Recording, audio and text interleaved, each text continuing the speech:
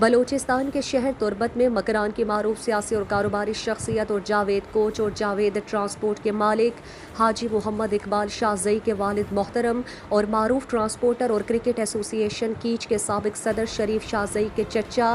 درویش صفت شخصیت حاجی خان محمد شاہ زئی کی نماز جنازہ تربت کے علاقے گوشتنگ چاہسر کے قبرستان میں آج بروز ہفتہ دن 11 بجے ادا کر دی گئی اور بعد ازاں اسی علاقہ چاہسر کے قبرستان میں سپرد خاک کر دیا گیا۔ نماز جنازہ میں نیشنل پارٹی کے سربراہ اور سابق وزیر اعلیٰ ڈاکٹر عبد المالک بلوچ، سینیٹر میر اکرم دشتی، مرکزی سیکریٹری جنرل جان محمد بولیدی، مرکزی فائنانس سیکریٹری حاجی فدا حسین دشتی، سابق جسٹس شکیل احمد بلوچ، مرکزی رہنما واجہ ابو الحسن بلوچ اور ضلعی صدر مشکور انور، بی این پی کے مرکزی رہنما میر حمل بلوچ، پی این پی عوامی کے مرکزی سینئر نائب صدر میر غفور احمد بزنجو، سید احسان شاہ کے فرزند سید تیمور شاہ، کوہدہ داؤد بلوچ، انجمن تاجران کے رہنما یوسف جان سمیت دیگر سیاسی اور سماجی تنظیموں کے رہنما، ٹرانسپورٹرز اور کاروباری افراد بڑی تعداد میں موجود تھے۔ نماز جنازہ مولانا عبدالغفور چاہسری جبکہ تدفین کے بعد دعا مولانا غلام اللہ نے پڑھائی۔